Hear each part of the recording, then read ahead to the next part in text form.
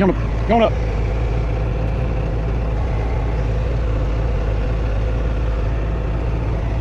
Alright, nothing hanging up? Nope, go ahead.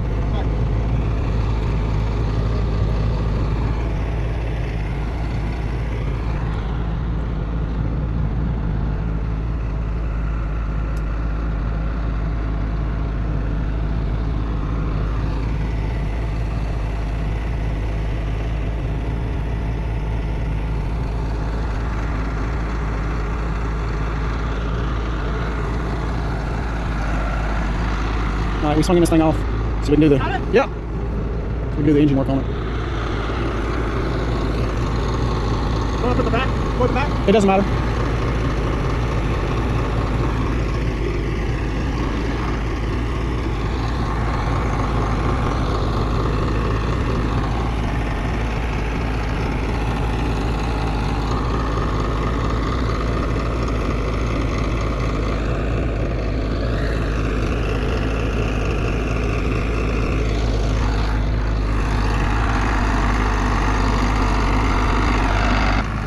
Alright, so we got it sitting on the trailer. Now hold it up for the time being while we're working on everything else. But now we can get to work on this engine.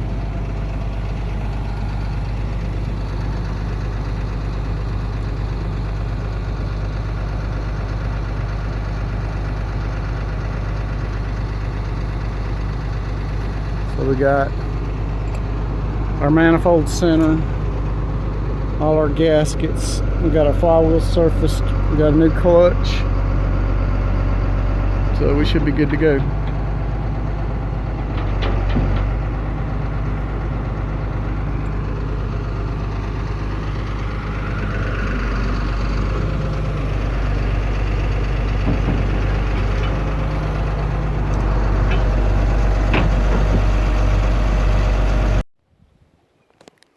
Alright, so we got the rear clutch cover housing, or whatever you want to call it, and it had a couple of transmission bolts broke off in it, and Christopher welded some nuts on them and got them out and got the seal knocked out, and I'm fixing to pressure wash it and get it cleaned up and get it ready to go back on.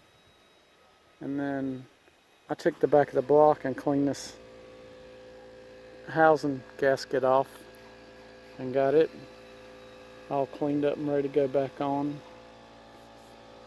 And Christopher's getting the oil pan off, and you can see I got the rear cover cleaned up.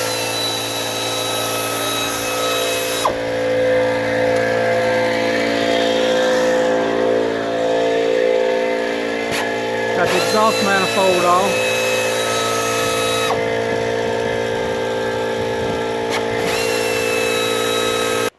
So like I said, I cut that compressor off for a second. Yeah, nickels holding up dollars. That's right. We got the gasket clean off the intake. We got oil pan gasket, rear cover gasket, rear seal. Got a clutch kit. Got the flywheel surface. So, and a few cans of old school cat yellow, because that's what color this thing's going. So that's what we got going on right now, and we'll let you know as we go. Christopher's got our clutch housing there. It's got some cat yellow on it, and we cleaned the oil pan up. Looks great, but I noticed that it had a crack in it. It had a crack on the inside and a crack on the outside, and I think it possibly could have happened when I got it. It was on a pallet, boxed up pretty good, and it fell over on the pallet, and this is the side it fell over on. So there's a good chance that, you know, that motor weighs like crazy weight, 5,000 pounds or something, you know. So if it fell over and put a lot of weight on this side of the oil pan, it's a good chance it could have cracked it. But we got it welded up and it looks good. So I'm gonna rinse it out one more time and put a coat of paint on it. But while I was waiting on Christopher to get the pan welded up, I came over here and started working on getting the glue off of this door. And Boots come out here and helped me a little bit, and we finally got all the glue off the door. And I know you guys we talk about truckology, you know, archaeology of truck history or whatever. And with commercial vehicles, I think the history is a lot of what's cool about the vehicle or whatever. And so, you know, you can tell it's obvious that somebody really loved this truck to put a flake paint job like this on it. And I was looking, when I got it, it had this S&B transport out of Athens, Tennessee. And that's where the guy I bought it from got it from. And there was a insurance card in the truck that was good till 2002 that was made out to this S&B transport. But if you look behind the S&B, because that's what I took off, it shows a Weaver transport out of Woodbury, Tennessee, and it has a pinstriping that was underneath the Weaver. This transport right here was with the S&B, and the small block transport right here, Transport Inc., was the Weaver Transport Inc. out of Woodbury, Tennessee. And then you got two phone numbers. The big number was the S&B number, and this 615-765-5001 number is the Weaver number. So judging by the pinstripes and the fancy lettering on the Weaver, and it had some little scroll work on either side, I would say that Weaver's the one that painted the truck and had the pinstriping put on. So that's pretty cool. And while I was waiting also, since we brought the cab over here and it's closer to the pressure washer, I wanted to wash some of the green off the back of the cab. And then I rubbed my hand right here on the cab corner here, and it was really rough feeling. And so I was like, what in the world? And then I got to looking, and this maroon color and this red color is not the same color. And so what it was when it was painted this maroon color, it was painted with the sleeper on it, and they oversprayed it. So I took some 600s, you know, and just cut the rough off of it. And so that's the red that was on here before the maroon. And then if you look, there's a white under the red, and there's a black under the white, and then there's a gray primer.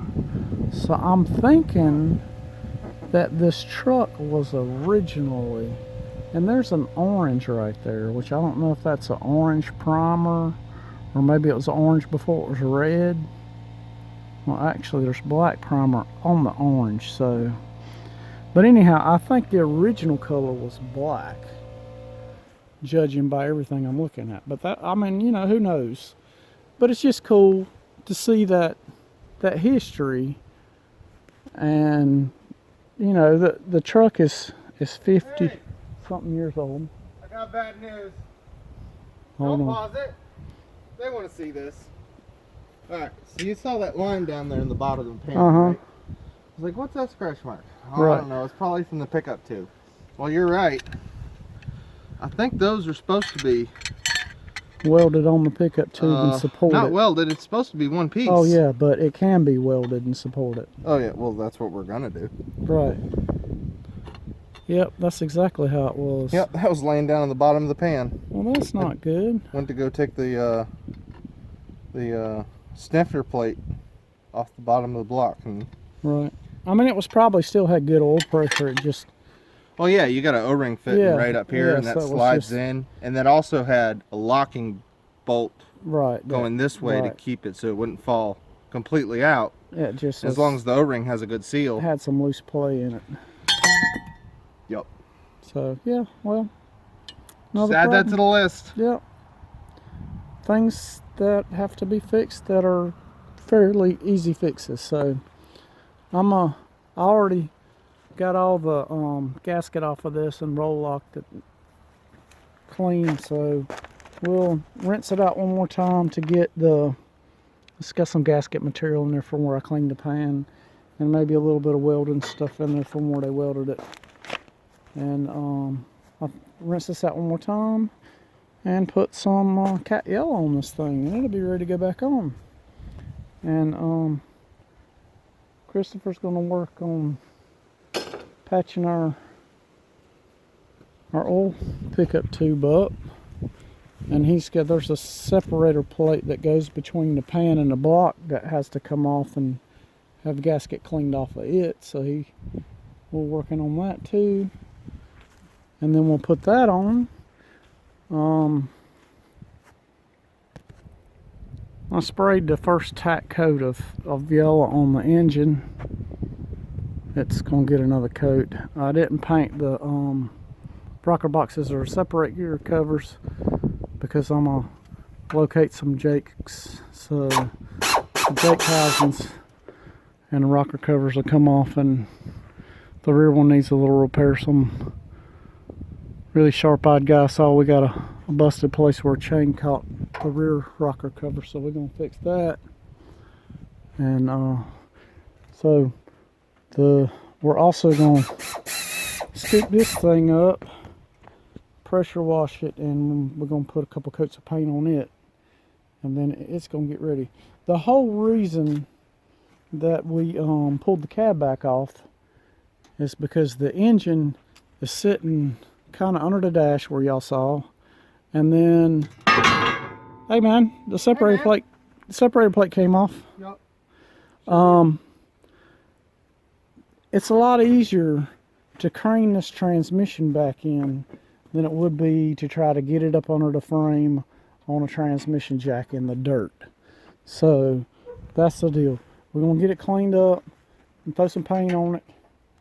Then we'll get the pan and clutch housing on it. Then we'll put the flywheel and this new clutch in there. And then we'll put the transmission back in. So it'll all be set in there. Once we do that, then we'll hook our drive lines back up. And drive line will be done. It'll all be done. It'll then we can do the pretty stuff. We'll get it all cleaned up. Like I said, got peripherals, we got power steering hoses we got to get worked out. We got some fuel hoses we got to get worked out. We got to switch these tanks around. I'm gonna work on, when we get them off, I'm gonna work on getting them cleaned up and buff them out.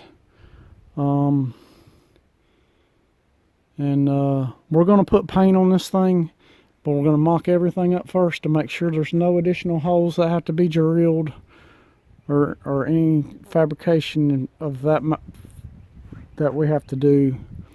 And then we'll blow whatever apart we have to blow apart. We'll blast the frame, epoxy prime, and paint the frame. So that's kind of how this thing's going together. But the biggest thing is we're going to get this cleaned up and painted, and then get the engine finished up to marry them two together, and then get the drive lines in and get everything squared away on the engine side. And then we'll, like I said, power steering hoses, fuel lines, clutch linkage, throttle linkage, which the clutch linkage and the throttle linkage you'll have to wait until the cab goes back on. And there's our new surface flywheel. And then we'll work on a hood mount. We're gonna add a little piece in the frame right here in the front and make a new hood mount right here to mount the hood on. So we've got all this pretty much coming. It's coming together real nice, and we'll show you as we go. It's getting good. It's getting real good. So We'll show you as we get it.